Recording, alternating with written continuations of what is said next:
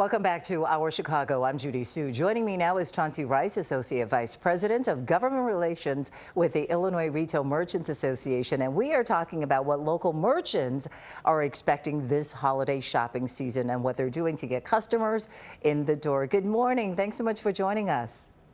Good morning, Judy. Thanks for having me. Happy to be here. Yeah, so let's talk about the outlook from the retailer's perspective. The National Retail Federation, I know, is projecting that holiday spending will reach record levels in November and December. What about here locally? What is the forecast for Illinois merchants? Yeah, for sure. So, contrary to the constant talks of a looming recession, and despite relatively high inflation, high interest rates, and the restart of student loan repayments, which I know a lot of folks are dreading right now, household finances are stubbornly remain in fairly decent shape, which allows consumers to spend just a little bit more this holiday season on items for friends and family. So as consumer confidence remains high, retailers here in Illinois remain optimistic and expect strong sales this holiday season, mirroring the National Retail Federation's growth estimates at around 3 to 4%. While 3% is a lot less than what we were seeing at the height of the pandemic, the number is on par with what we've seen from 2010 to 2019. All right, well, that's good to hear. So Deloitte's annual holiday survey, and we just talked about this, found that consumers only plan to shop for 5.8 weeks this year compared to 7.4 weeks that was before the pandemic. Is that concerning for retailers? How do they use that information in terms of timing any deals and promotions that they're doing? Yeah, so the reduced shopping window may seem concerning, but as we've seen with the COVID pandemic and the shift to online shopping, retailers are very innovative and can adapt swiftly, right? So as consumer demand remains fairly strong, stores are now focusing on maximizing this shortened period and just strategically timing the promotions and deals to align with the shorter time frame. So there's no question that retailers are experts and have put lots of time into making sure that they have the right products that consumers want at the right time and at the right price, right? So by just incentivizing earlier purchases and creating more compelling offers, retailers will just aim to capture more consumer interest within that shortened time frame. All right, Chauncey, let's talk about that supply chain issue. Recent years, we've been talking a lot about that. What is the latest on that? How prepared are retailers in meeting that demand this year? Yeah, so, supply chain disruptions, continue and probably will always remain a focal point for retailers. And I'll tell you that they're working diligently to ensure that we don't see another toilet paper shortage.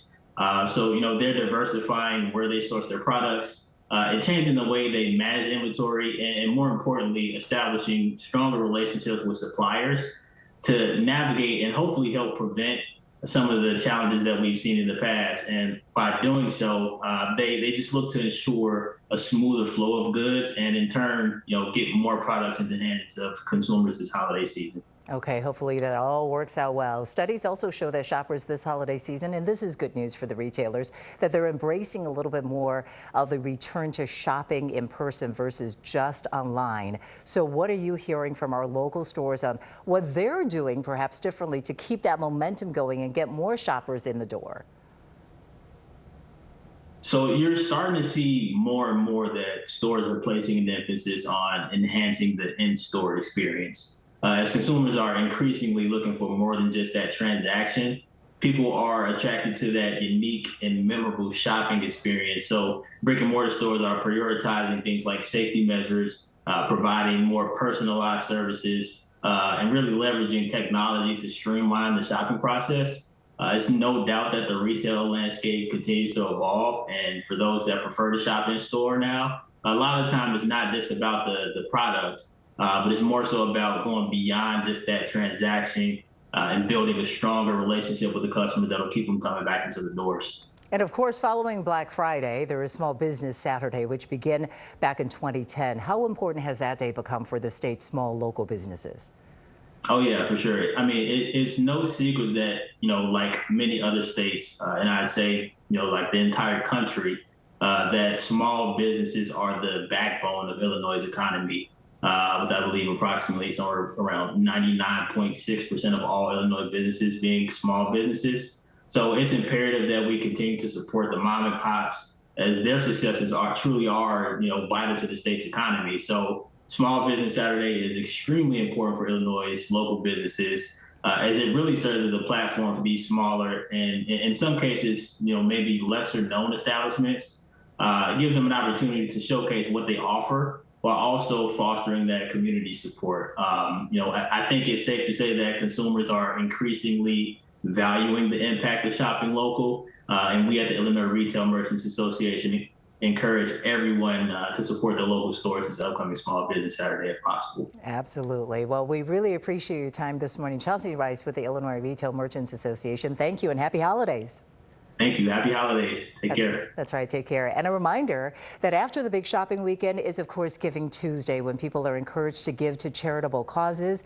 And here at ABC7, we will be kicking off our Feed the Love food drive, where we team up with local food banks to fight food insecurity, which, by the way, continues to be on the rise. So please support our local food banks if you can.